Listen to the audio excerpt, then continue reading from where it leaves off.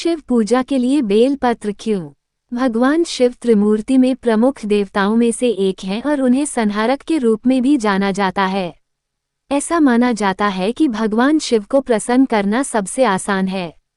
ऐसा माना जाता है कि जो कोई भी जुलाई और अगस्त के बीच श्रावण मास के दौरान, जो भगवान शिव के लिए विशेष है, सच्चे मन से उनकी पूजा करता है, वो अपने सभी कर्मों और बंधनों से मुक्त हो जाता है।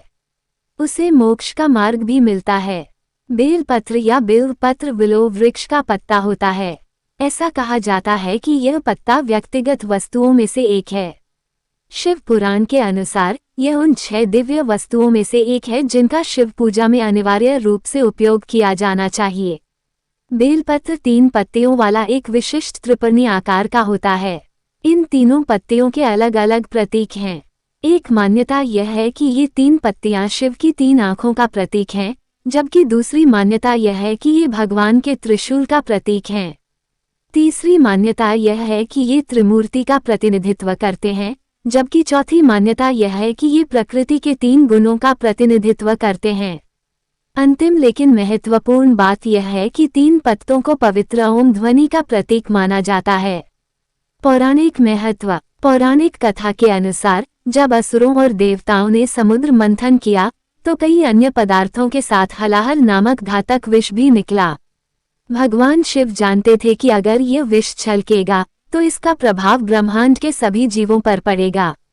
इससे बचने के लिए उन्होंने तुरंत विष का पान कर लिया और बहुत कष्ट सहते हुए पृथ्वी को भी भोगा।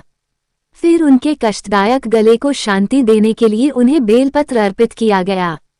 इससे भगवान शिव को बेलपत्र प्रिय हो गया और इसीलिए उनकी पूजा में बेलपत्र का प्रयोग किया जाता है। स्कंद पुराण में भी बेल के वृक्ष का उल्लेख मिलता है। पुराण में वर्णित है कि शिव की पत्नी देवी पार्वती के पसीने की बूंदें मंदराचल पर्वत पर गिरने से यह वृक्ष उत्पन्न हुआ। देवी ने इस वृक्ष को बिल्व नाम दिया और उसमें निवास करने लगी। इसलिए ये पत्र अर्पित करना भगवान शिव और माता पार्वती की संयुक्त पूजा का प्रतीकात्मक प्रतीक है। शिव पूजा में बेलपत्र के उपयोग के लाभ। भक्तों का मानना है कि यदि वे भगवान शिव को बेलपत्र चढ़ाते हैं और स्पष्ट मन से उनकी पूजा करते हैं तो उन्हें उनकी मनचाही वस्तु अवश्य प्राप्त होगी। 1008 बेलपत्रों पर भगवान के 1008 नाम लिखकर उन्हें शिव को सच्चे मन से अर्पित करने से व्यक्ति को उत्तम स्वास्थ्य, मानसिक शांति और समृद्धि की प्राप्ति होती है। साथ ही उसे आध्यात्मिक उन्नति भी प्राप्त होती है। बेलपत्र की शक्ति व्यक्ति को उसके आसपास के वातावरण में मौजूद नकारात्मक शक्तियों से बचाती है। बेलपत्र में आपको कठिनाइयों का सामना करने से रोकने की क्षमता है और यदि आप उनसे सामना करते हैं तो यह आपको उनसे उबरने की शक्ति देता है। बेलपत्र उपासक को किसी भी बुरे ग्रह के प्रभाव से राहत दिलाने में मदद करता है और मृत्यु से संबंधित किसी भी प्रकार के भय से भी मुक्ति दिलाता है। यदि बेलपत्र को शिवलिंग पर चढ़ाने के बाद उठाया जाए तो उसमें भगवान की प्रतिध्वनि लंबे समय तक बनी रहती है। हालांकि ध्यान रखें कि बेलपत्र को इस प्रकार रखें कि डंठल सहित बेलपत्र पिंडी की ओर और बेलपत्र का ऊपरी भाग आपकी ओर हो। जब भक्त इस पत्ते को अपने पास रखता है तो इसका उसकी मानसिक स्थिति, कल्याण और स्वास्थ्य पर सकारात्मक प्रभाव पड़ता है।